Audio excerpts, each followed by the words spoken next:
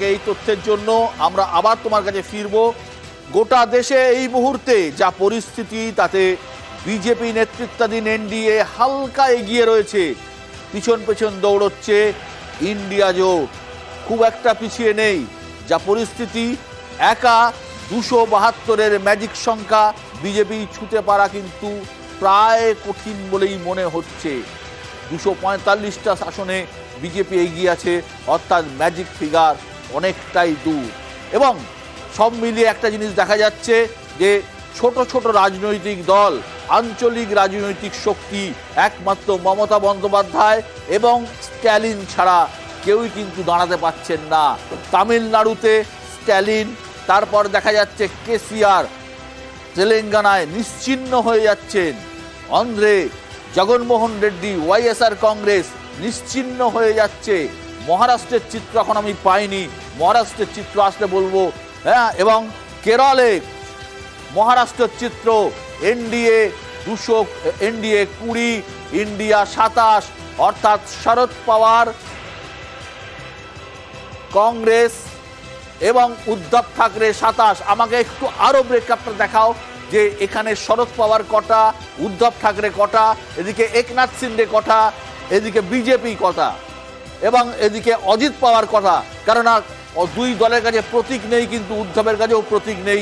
বালা সাহেব ঠাকরের প্রতিষ্ঠা করা শিবসেনা ভেঙে দু টুকরো হয়ে গেছে। এনডিএ গতবারের তুলনায় প্রায় 10টি না আরো বেশি কম হবে মনে হচ্ছে, আরো বেশি কম আছে এনডিএ। অর্থাৎ মহারাষ্ট্রে কিন্তু ব্যাপকভাবে আসন কমছে। বিহার একবার দেখব, বিহারের চিত্র কিন্তু একবারও দেখিনি, একবার বিহারের চিত্র দেখব। বিহারের কি অবস্থা এই মুহূর্তে? পার্টি ওয়াইজ রেজাল্ট, বিজেপি 250টায় এগিয়ে, কংগ্রেস 93টায় এগিয়ে, সমাজবাদী পার্টি 29টায় এগিয়ে, তৃণমূল কংগ্রেস 27টায় এগিয়ে, ডিএমকে 20তে এগিয়ে, শিবসেনা 7, এনসিপি অর্থাৎ এনসিপি হচ্ছে শরদ পাওয়ারের এনসিপি 8টায় এগিয়ে, উদ্ধব ঠাকরের এগিয়ে 9টি আসনে, টিডিপি এগিয়ে 14টি আসনে, জেডিইউ এগিয়ে 15টি আসনে, অর্থাৎ জনতা দল ইউনাইটেড এরা কিন্তু রয়েছে ইয়ের সাথে। আরজেডি কোথায়? আরজেডি দেখতে পাচ্ছি না। আরজেডি একবার দেখাও। আরজেডি কি আমরা পাবো না? আরজেডি দেখাও একবার। আরজেডি একটা আঞ্চলিক দল, আরজেডির অবস্থা কি? চন্দন আছেন আমার সাথে। চন্দন, আপনাদের কিছু একটা প্রশ্ন করব। পশ্চিমবঙ্গে আপনার, হ্যাঁ, এখানে আরজেডি 6টি আসনে এগিয়ে আছেন, অর্থাৎ বিহারে কিন্তু বিজেপি ভালো ফল করছে, আরজেডি কিন্তু বিহারে অত ভালো ফল করতে পারছে না। যতটা ভাবা গিয়েছিল যে বিহারে আরজেডি কংগ্রেস জোট বিরাট ভালো ফল করবে, সেই ফল কিন্তু আরজেডি কংগ্রেস জোটের হচ্ছে না। বিহারে কিন্তু খুব ভালো ফল করছে বিজেপি এবং নীতিশ কুমারের নেতৃত্বাধীন এনডিএ। আমি চন্দনের কাছে আসবো। পশ্চিমবঙ্গে আপনারা নিশ্চিহ্ন হয়ে গেছেন, পশ্চিমবঙ্গে আপনাদের কোনো আসন নেই। এবার কেরল থেকেও আপনারা নিশ্চিহ্ন হতে চলেছেন, তার কারণ কেরলে আপনাদের সরকার আছে, পিনারাই বিজয়নের সরকার আছে, তা সত্ত্বেও কেরলে মাত্র 1টি আসনে আপনারা এগিয়ে আছেন। দেখুন বিশ্ববাবু, এখনো পর্যন্ত যা রেজাল্ট আমাদের সামনে এসছে তাতে 3 থেকে 4 রাউন্ড গণনা হয়েছে, এখনো বিস্তর বাকি আছে। ফলে এখনই এরকম আপনার এক্সিট পোলের মতো আশঙ্কা করার কিছু নেই। কারণ আপনি যে কলেজে পড়তেন ওই কলেজের দূরেই হেদুয়া পার্কের তলায় একজন টিয়া পাখি নিয়ে বসতেন, নিশ্চয়ই মনে পড়ে। তো অনেকটা খানিকটা ওই রকমই হচ্ছে আর কি ব্যাপারটা। ফলে এই মুহূর্তে আপনি যে কমেন্ট করলেন ওই টিয়া পাখি আলার মতো আমি ওটাই বিশ্বাস করছি না। এলডিএফ এর রেজাল্ট নিশ্চিতভাবে ইউডিএফ এর বেশি হবে, কারণ এর আগের 2004-এর নির্বাচন, তার আগের লোকসভা নির্বাচনগুলো আমরা দেখেছি যে এরকম ধরনের রেজাল্ট কেরালাতে হয়। এবং পশ্চিমবাংলায় যে সিটটার মধ্যে এখনো পর্যন্ত এগিয়ে পিছিয়ে আগু পিছু চলছে মুর্শিদাবাদে, এখনো বেশ কিছু রাউন্ডের গণনা বাকি আছে। ফলে দেখা যাক শেষ অবধি কি দাঁড়ায়। চন্দনবাবুকে আমি অনুরোধ করবো এবং আমার পিসিআরকে বলো চন্দনবাবুকে সন্ধে অবধি রেখে দেওয়ার জন্য, কারণ সন্ধে অবধি আমি চন্দনবাবুর দেখবো। তার কারণ আমি রেখে দেবো, তার কারণ আমি দেখতে চাই চন্দনবাবু সন্ধেবেলায় একই কথা বলেন কিনা।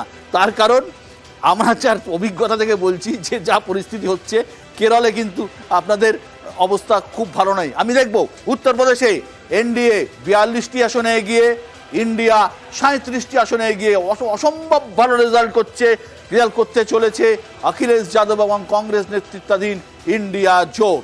বিএসপি হাওয়া হয়ে যাচ্ছে। মায়াবতী, আমি যেটা বলছিলাম, মায়াবতী 20% ভোট ছিল, দলিত ভোট ছিল, 10টি সিট ছিল লাস্ট লোকসভা নির্বাচনে। মায়াবতী 0 হয়ে যাচ্ছেন এবং মায়াবতী রাজনীতি শেষ। অলমোস্ট শেষ। Bihar BJP 34, RJD 6। নীতিশ কুমার কত একবার দেখাও। নীতিশ বিজেপি জোট, এর মধ্যে নীতিশের ব্রেকআপটা দাও, নীতিশের ব্রেকআপটা দাও, নীতিশের ইয়েটা দাও। আমি বিজেপি প্লাস, অর্থাৎ বিজেপি নীতিশ মিলে 34, কিন্তু নীতিশ কত, নীতিশ কুমার একা কত?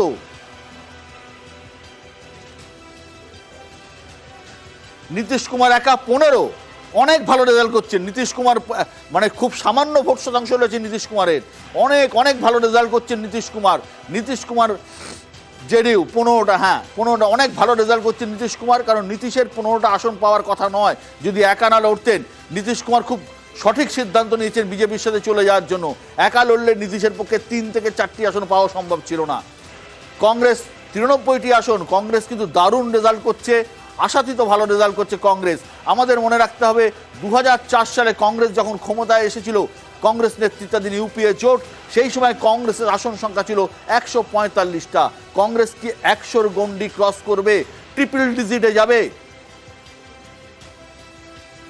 বিহারে একটি আসনে সিপিআই এগিয়ে আছে, আমি খবর পাচ্ছি। একটি আসনে সিপিআইএমএল 2টো আসনে এগিয়ে আছে। হ্যাঁ, গতবার তাই ছিল। তার কারণ একটা ঘটনা হচ্ছে, তোমরা যদি আপনারা যদি জানেন তাহলে সেটা হচ্ছে বিহারে কিন্তু গত বিধানসভা নির্বাচনে সিপিআইএম দীপঙ্কর ভট্টাচার্যের নেতৃত্বাধীন সিপিআইএমএল অনেকগুলি আসনে জয়ী হয়েছিল। তারা কিন্তু প্রায় 9টির বেশি আসনে জয়ী হয়েছিল।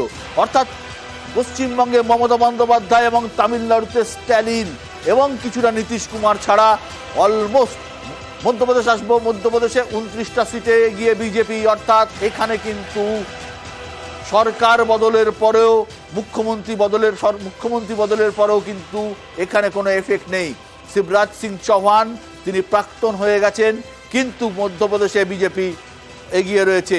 গতবার কংগ্রেস একটি আসন পেয়েছিল ছিন্দওয়াড়া থেকে জয়ী হয়েছিলেন নকুল নাথ, কমলনাথের ছেলে, প্রাক্তন মুখ্যমন্ত্রী, কিন্তু সে আসনও কিন্তু কংগ্রেস পাচ্ছে বলে মনে হয় না। রাজস্থানে আক্ষরিক অর্থেই কাঁটে কি টক্কর, বিজেপি 13, কংগ্রেস 12। অর্থাৎ এখানেও সরকার বদল হয়েছে, মুখ্যমন্ত্রী বদল হয়েছে, কিন্তু লড়াই 50-50। অর্থাৎ রাজস্থানে বিধানসভা ভোটের পার্সেন্টেজের ব্যবধান ছিল 1%, সেই 1% ব্যবধান কিন্তু কমে এসেছে, এবং 13 এবং 12 বিজেপি গতবার 25টাই সিট ছিল গত নির্বাচনে। হিন্দি হার্টল্যান্ড একবার পুরোটা দেখাও। Hindi heartland Chhattisgarh BJP 9, Congress 2। Chhattisgarh BJP 9। এখানে আদিবাসী ভোট কিন্তু কংগ্রেসের কাছ থেকে সরে গেছে। এবার বিজেপি কিন্তু ছত্তিশগড়ে ভালো রেজাল্ট করছে। Delhi BJP 1, India 1। ইন্ডিয়া 1 কে কংগ্রেস না আপ, এটা আমাকে জানাতে হবে। ইন্ডিয়া কংগ্রেস না আপ? চাঁদনি চকে কংগ্রেস। আচ্ছা, চাঁদনি চক কেন্দ্রে কংগ্রেস একটি সিটে এগিয়ে রয়েছে, বিজেপি 6টি। অর্থাৎ আপ কিন্তু কিছু করতে পারছে না। পাঞ্জাব দেখাও একবার, পাঞ্জাব কি অবস্থা? পাঞ্জাব আপ 3, কংগ্রেস 6, শিরোমণি অকালি দল 2 এবং বিজেপির অবস্থা 6। এখানে এটাই হওয়ার ছিল, এটাই হচ্ছে। অর্থাৎ এখানে আপ এবং কংগ্রেসের মধ্যে সরাসরি লড়াই। হরিয়ানাতে সরকার সংখ্যালঘু হয়ে গেছে, তার এফেক্ট কিন্তু এখানে দেখতে পাচ্ছি। বিজেপি 4টে, কংগ্রেস 5টা, আপ 1টা। অলরেডি হরিয়ানায় সরকার সংখ্যালঘু, 3 জন নির্দল সমর্থন তুলে নিয়েছেন। হার্টল্যান্ডে Hindi heartland, Jammu Kashmir BJP 2, India 2। অর্থাৎ বিজেপি 2টি আসন জম্মু থেকে পাবে, সেটা আমরা আলোচনা করছিলাম। 2 প্রাক্তন মুখ্যমন্ত্রী পিছিয়ে আছেন, মেহবুবা মুফতি, ওমর আবদুল্লাহ, দুজনেই পিছিয়ে আছেন। ইন্ডিয়া 2টি আসন, অর্থাৎ ভ্যালি থেকে 2টি আসন, লাদাখ সম্ভবত আদার্সের দিকে যাচ্ছে।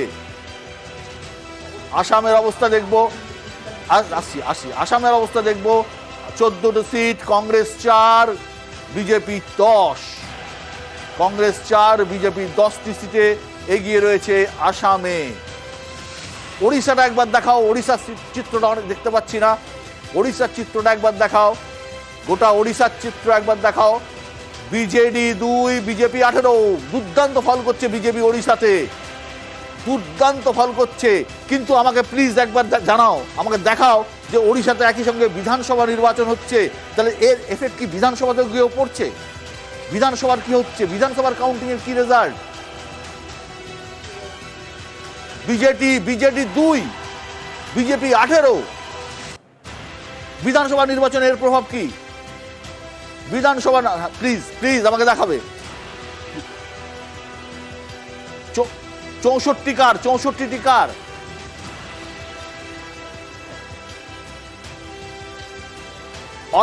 অর্থাৎ হালকা মার্জিনে বিজেডি এগিয়ে রয়েছে বিজেপি। তার মানে নবীন পট্টনায়ক সরকারের পতন হচ্ছে, নবীন পট্টনায়ক সরকারের পতন হচ্ছে, ওড়িশাতে নবীন পট্টনায়ক সরকারের পতন হচ্ছে এবং ওখানে কিন্তু বিজেপির সরকার তৈরি হচ্ছে। আমার নিজের ধারণা পান্ডিয়ান নির্ভরতা নবীন পট্টনায়ককে ডোবাচ্ছে।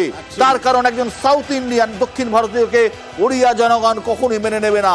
এবং শিবাজিদা, আমার নিজের ধারণা পান্ডিয়ান নির্ভরতাই নবীন পট্টনায়কের পতনের কারণ। অবশ্যই যেটা নবীনবাবুর যেটা ছিল সাংঘাতিক, তার বাবার দিক থেকে যেটা পাওয়া উত্তরাধিকার এবং তার নিজের বিভিন্ন স্কিম এবং অত্যন্ত স্বচ্ছ ভাবমূর্তি সেদিক থেকে এই ছিল। কিন্তু শেষের দিকে যেটা বৃদ্ধকালে এসে তার যে অবস্থা, পান্ডিয়ান যিনি হচ্ছেন তামিল, তিনি ভালো করে তিনি সে তামিলকে তাকে উত্তরাধিকারী বলে দিয়েছেন। সেই জায়গাটা থেকে কিন্তু ওড়িয়া অস্মিতা সেখানে আঘাত লেগেছে। যেটা যে ঘটনাটা পশ্চিমবঙ্গের বিজেপির ক্ষেত্রে একটা সময় প্রচার করেছিল তৃণমূল কংগ্রেস, যে অবাঙালিদের হাতে চলে যাবে বাংলা, সেই প্রচারকে ভর করেই অনেকটা ভোট টেনে নিয়েছিল। হ্যাঁ, নবীন পট্টনায়ককে নিয়ে অ্যাজ পলিটিশিয়ান নবীন পট্টনায়ককে নিয়ে সন্দেহ করার জায়গা নেই। অত্যন্ত ভালো একজন সিএম ছিলেন, মানে আছেন এখনো, আর ইজ এ গুড পলিটিশিয়ান। কিন্তু এই পান্ডিয়ান একটা ফ্যাক্টর হয়ে দাঁড়িয়েছে উড়িষ্যার ক্ষেত্রে। ওড়িশা যা লোকাল ইস্যু, এখানে ইস্যু, সেখান থেকে একটা পান্ডিয়ান কমিউনিটি, পান্ডিয়ান নির্ভরতা, টোটাল ইস্যু যেটা এখানে আসছে ওটা ফ্যাক্টর করছে। আগেরবার লোকসভার ক্ষেত্রে দেখি ওড়িশাটা অদ্ভুত জিনিস হতো, লোকসভায় বিজেপিকে সাপোর্ট থাকতো, বিধানসভায় থাকতো হচ্ছে বিজেডি। কিন্তু এখানে এইবার সিচুয়েশনটা পাল্টাচ্ছে, পুরো দেশে ন্যারেটিভটা চেঞ্জ হচ্ছে আস্তে আস্তে। এই ব্যাপারটা মানুষ মানে চেঞ্জ করতে চাইছে, যেটা বেটার গভর্নমেন্ট, বেটার জায়গা, বেটার পজিশন। আমরা একটু ব্রেকআপটা কি পেতে পারি ওড়িশাতে বিধানসভাতে কি রকম ব্রেকআপটা? আর একটি বিধানসভায় এখনো পর্যন্ত যে খবর আসছে 64টি সিট বিজেপি এগিয়ে আছে এবং 42-43টা সিটে এগিয়ে রয়েছে বিজেডি এবং 12 থেকে 14টা সিটে এগিয়ে রয়েছে কংগ্রেস।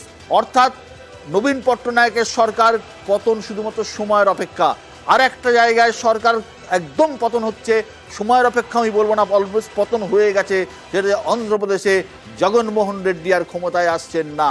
অন্ধ্রপ্রদেশে সরকার গড়ছেন, ওখানেও বিধানসভা নির্বাচন হচ্ছে চন্দ্রবাবু নাইডুর নেতৃত্বাধীন এনডিএ, অর্থাৎ চন্দ্রবাবু বিজেপি জোট অন্ধ্রপ্রদেশে সরকার তৈরি করছে। অবশ্যই বিশ্ব, যেটা আমরা আগের দিনও বলেছিলাম, অন্ধ্রপ্রদেশ এবং তেলেঙ্গানা এই দুটোতেই বিজেপি, কারণ অন্যদিকে বিআরএসের যে ভোটটা ছিল, চন্দ্রশেখর রাওয়ের যে ভোটটা ছিল, সেই ভোটটাও কিন্তু সাংঘাতিক ডিক্রিজ করবে, হয়তো কোনো আসনই পাবেন না, আমরা জানি না ব্রেকআপটা কি আছে এক্ষুনি। কিন্তু সেখানে কংগ্রেস এবং বিজেপি দুজনের মধ্যেই একটা ইকুইলিব্রিয়াম থাকার সম্ভাবনা আছে কংগ্রেস বিজেপির মধ্যে।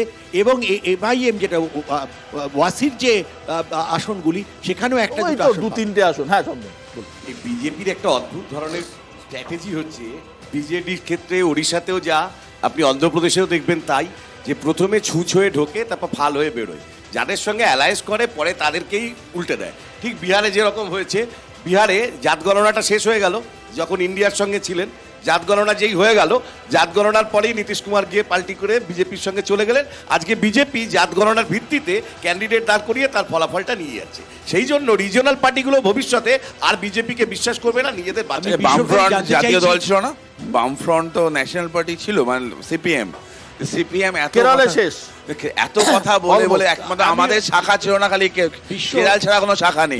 এত বড় বড় কথা বলা যায় কোথায়? শুধুমাত্র সিপিএম নিয়ে আলোচনা তো এখানে তো। এক মিনিট বলছি, বিহারটা জানতে চাইছি, বিহারের অবস্থাটা জানি। বিহারের অবস্থান এনডিএ অনেক ভালো রেজাল্ট করছে। নীতিশ কুমার এবং বিজেপির জোট 33টা আসনে এগিয়ে আছে, আরজেডি কংগ্রেস 7টি আসনে। বিহারে কিন্তু যথেষ্ট ভালো ফল করছে এনডিএ এবং নীতিশ কুমার অত্যন্ত সুকৌশলে দুর্দান্ত সিদ্ধান্ত নিয়েছেন। উনি একা লড়লে বা ইন্ডিয়ার সাথে গেলে 3টি আসনও পেতেন না, সেখানে 15টি আসনে কিন্তু নীতিশ কুমার এগিয়ে রয়েছেন। সুকান্ত, ছটা গেইন করছে।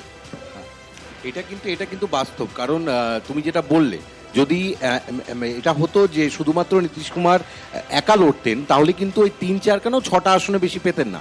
এটা কিন্তু একটা মাস্টার স্ট্রোক এই কারণে যে উনি কিন্তু যেটা আবহটা বুঝতে পেরেছিলেন যে ওখানে তেজস্বী যাদবের যে যতটা প্রচার ছিল ততটা কিন্তু মানুষের সঙ্গে যোগ ছিল না।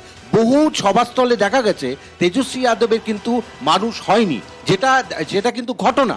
এবং তৃণমূল স্তরে বিহারে কিন্তু অনেক বেশি কিন্তু নীতিশ কুমার জুড়ে আছেন, কারণ এই কারণে যে বিষয়গুলো কিন্তু বিহারে খুব গুরুত্বপূর্ণ বিষয়দা, যেমন ইলেকট্রিসিটি বিল, সেক্ষেত্রে কিন্তু অনেকটা অনলাইন করে দেওয়া হয়েছে। অনেক কিছু বিহারের এখন দ্বারভাঙ্গা থেকে শুরু করে তুমি কাটিহার, বহু জায়গায় রাস্তাঘাট অনেক উন্নত, যেগুলো একসময় গর্ত ছিল। তো সুতরাং বিকাশ পুরুষ নীতিশ কুমার আমার মনে হয় এই মাস্টার স্ট্রোক খেলে এই 33টাই পাওয়ার কথা ছিল। আমি পশ্চিমবঙ্গের চিত্র একবার দেখাবো। গোটা পশ্চিমবঙ্গের চিত্রটা এই মুহূর্তে ঠিক কি আছে। গোটা পশ্চিমবঙ্গের চিত্র এই মুহূর্তে তৃণমূল কংগ্রেস 28টি আসনে এগিয়ে, বিজেপি 13টি আসনে এগিয়ে, কংগ্রেস 1টি আসনে এগিয়ে। একটি একটি করে সিটে যাব প্লিজ, একটি একটি করে সিটে যাব, দেখাও একটা একটা করে সিট। একদম উত্তরবঙ্গ থেকে শুরু করা যায় কি? আলিপুরদুয়ার এগিয়ে রয়েছেন মনোজ টিগ্গা, বিজেপির মনোজ টিগ্গা আলিপুরদুয়ারে এগিয়ে রয়েছেন। এই মুহূর্তে লেটেস্ট আপডেট, আলিপুরদুয়ারে এগিয়ে মনোজ টিগ্গা। কোচবিহারে এগিয়ে জগদীশ চন্দ্র বসুনিয়া, নিশীথ প্রামাণিক পিছিয়ে রয়েছেন। কেন্দ্রীয় স্বরাষ্ট্র প্রতিমন্ত্রী নিশীথ প্রামাণিক পিছিয়ে রয়েছেন। কোচবিহারে এগিয়ে জগদীশ চন্দ্র বসুনিয়া। জলপাইগুড়িতে এগিয়ে জয়ন্ত কুমার রায়, বিদায়ী সাংসদ, আগেরবারও সাংসদ ছিলেন। বিজেপির জয়ন্ত কুমার রায় কোচবিহারে এগিয়ে রয়েছেন। দার্জিলিং দেখাও। বালুরঘাটে এগিয়ে রয়েছেন বিপ্লব মিত্র। একটু আগে সুকান্ত মজুমদার এগিয়েছিলেন, এখন বিপ্লব মিত্র এগিয়ে গেছেন। অর্থাৎ হাড্ডাহাড্ডি লড়াই হচ্ছে বালুরঘাটে। বিজেপি রাজ্য সভাপতি সুকান্ত মজুমদার পিছিয়ে রয়েছেন বালুরঘাটে। দার্জিলিং দেখাও। মালদা উত্তরে খগেন মুর্মু বিজেপির এগিয়ে আছেন। মালদা উত্তরে বিজেপির খগেন মুর্মু এগিয়ে রয়েছেন। মালদা উত্তরে গতবার তিনি সাংসদ ছিলেন। দার্জিলিংয়ে রাজু বিস্তা এগিয়ে রয়েছেন। দার্জিলিংয়ে বিজেপির রাজু বিস্তা এগিয়ে রয়েছেন। রায়গঞ্জ দেখাও। রাজু বিস্তা এগিয়ে রয়েছেন দার্জিলিংয়ে। মালদা দক্ষিণে শিরূপা মিত্র চৌধুরী এগিয়ে গেছেন। শিরূপা মিত্র চৌধুরী এগিয়ে গেছেন। এখানে আমার ধারণা শাহনাজের সাথে প্রতিদ্বন্দ্বিতা হচ্ছে না, এখানে মেন লড়াই হচ্ছে শিরূপার সাথে ঈশা খান চৌধুরীর। রায়গঞ্জ দেখাও। রায়গঞ্জে কৃষ্ণ কল্যাণী পিছিয়ে আছেন, এগিয়ে কার্তিক চন্দ্র পাল, বিজেপির কার্তিক পাল রায়গঞ্জে এগিয়ে। মুর্শিদাবাদ জেলায় এসো। বহরমপুর দেখাও। বহরমপুর মুর্শিদাবাদ দেখাও। মুর্শিদাবাদ জেলায় এসো। বহরমপুর মুর্শিদাবাদ দেখাও। বহরমপুর মুর্শিদাবাদে এগিয়ে রয়েছেন আবু তাহের খান, পিছিয়ে মোহাম্মদ সেলিম, গৌরীশঙ্কর ঘোষ। বহরমপুর কেন্দ্র দেখাও। বহরমপুর কেন্দ্রে এগিয়ে ইউসুফ পাঠান, অধীর চৌধুরী পিছিয়ে, নির্মল কুমার সাহা পিছিয়ে।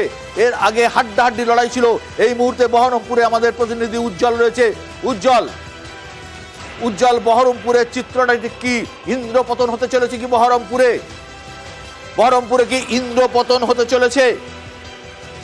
তার কারণ এখনো পর্যন্ত ইউসুফ পাঠান, সেই ইউসুফ পাঠান সেখানে যে সবকটি বিধানসভা কেন্দ্র থেকেই এগিয়ে চলেছে। অর্থাৎ এখনো পর্যন্ত যা খবর, যে প্রত্যেকটি বিধানসভা যদি ধরা হয়, প্রত্যেকটি বিধানসভা কেন্দ্র থেকেই কিন্তু ইউসুফ পাঠান এগিয়ে চলেছে। অর্থাৎ বহরমপুরে কিন্তু ইন্দ্রপতন হতে চলেছে এখনো পর্যন্ত যা ট্রেন্ড, সেটাই কিন্তু দেখা যাচ্ছে। শিবাজিদা, কংগ্রেসের কাছে আসবো। কংগ্রেসের অনিন্দ, বহরমপুর ইন্দ্রপতন হতে চলেছে, অধীর চৌধুরী অনেক পিছিয়ে গেছেন। এটা প্রাথমিক ধারণা। আপনি একটু জিজ্ঞেস করুন আপনার যে নিউজ রিপোর্টার আছে তাকে, যে কতগুলো রাউন্ড হয়েছে। এখনো অধীর চৌধুরী পিছিয়ে যেটা আপনারা দেখাচ্ছেন সেটা হচ্ছে ইউসুফ পাঠানের এরিয়ায় কিছু ভোট উঠেছে এবং সেটা করছে। আমি এক মিনিট বলুন। সবচেয়ে বললে মুশকিল তো এখন মুশকিল হচ্ছে যে দেখুন, আলটিমেট কিন্তু অধীর চৌধুরী জিতবে। মার্জিন হয়তো কমতে পারে, কিন্তু অধীর চৌধুরী মুর্শিদাবাদ সহ বহরমপুরের মানুষের সঙ্গে যেভাবে যোগসাজশ রেখে যেভাবে কাজ করেছে, তাতে আমার ধারণা যে বহরমপুরের মানুষ অধীর চৌধুরীকে ফেরাবে না, কারণ এটা আব্দুল সাত্তারের মাটি। এই আব্দুল সাত্তারের মাটিতে কংগ্রেস হারবে না, এটা আমার বিশ্বাস। অনিন্দ, আমি একটা কথা আপনাকে বলি। ভোটের ট্রেন্ড যদি আমরা ঠিকঠাক বুঝে থাকি, অধীর চৌধুরীর জেতার সম্ভাবনা খুব খুব কম। তার কারণ ইউসুফ পাঠান এবং অধীর চৌধুরীর ভোট ভাগ হয়ে যাবে এবং বিজেপি তার ভোট ধরে রাখতে পারছে। এই কারণে পাচ্ছে, একটা সময় বিজেপির নির্মল কুমার শাহ এগিয়েছিলেন। বিজেপি যদি হিন্দু ভোট ধরে রাখতে পারে বহরমপুর এবং তার পাশের কেন্দ্রতে, তাহলে মাইনরিটি ভোট ভাগাভাগি হয়ে গিয়ে অধীর চৌধুরী হারার চান্স প্রবল। মাইনরিটি ভোটটা ম্যাক্সিমামটা অদিতদা পাবে এবং হিন্দু ভোটটা অদিতদা পাবে, কারণ অদিতদা তাহলে তো কোনোদিন ওই জিতেই বাইনারি পলিটিক্সটা তাহলে তো করে না। জিতেই হিন্দু যেতে, মুসলমানে জিতবেন না। হিন্দু মুসলমানে জেতার বাইনারি chance খুব পলিটিক্সটা করে না কোনোদিন জিতবেন না, অদিতদা। জেতার চান্স খুব কম, জিতলে খুব সামান্য আপনার মনে মার্জিনে। হচ্ছে রাষ্ট্রীয় চাপের পরে আরো আপনাকে বলবো। অনিন্দা, বলছি যে ইউসুফ পাঠান এগিয়ে থাকবে এবং ইউসুফ পাঠান জিতবে, এটা কিন্তু আমরা প্রথমবার থেকে আমাদের সমস্ত উচ্চ নেতৃত্ব বলেছে যে অধীর চৌধুরী হারতে চলেছে। কারণ অধীর চৌধুরী যদি প্রত্যেকবার অ্যানালাইসিস করেন, লাস্ট ইলেকশনেও কিন্তু বহরমপুর এবং কান্দি বিধানসভা থেকে ম্যাক্সিমাম লিডটা পেয়েছিল। এইবার মানুষের যে পালস আমরা দেখেছি ইউসুফ পাঠানের ক্ষেত্রে, যেইভাবে মানুষের ভিড় প্রত্যেকটা জনসভাতে, মানুষের পালস ইউসুফ পাঠান দিয়ে নয়, না, মানুষের তৃণমূল পালস- কংগ্রেসের পাশে। মানুষের পালস একটা, সেটা হচ্ছে সবথেকে তৃণমূলের ট্রাম্প কার্ড লক্ষ্মীর ভান্ডার। এই ট্রাম্প কার্ডেই তৃণমূলের ডেফিনেটলি শুধুমাত্র দাদা লক্ষ্মীর ভান্ডার তো আছেই, লক্ষ্মীর ভান্ডার তো আমরা বলছি লক্ষ্মীর ভান্ডার আছে, লক্ষ্মীর ভান্ডার ছাড়া অন্যগুলো নেই, কন্যাশ্রী নেই, রূপশ্রী সে তো নেই, আছেই। আমি লক্ষ্মীর তার সাথে ভান্ডারে লক্ষ্মীর এবারে ভান্ডার তো 1000 টাকা definitely। লক্ষ্মীর ভান্ডার। তার সাথে অধীর চৌধুরী ওখানে দাঁড়িয়ে নদী ভাত রোধনের জন্য মানে আটকানোর জন্য বা ফারাক্কা মানে প্রকল্পের জন্য একবারও সংসদে দাঁড়িয়ে বলেনি।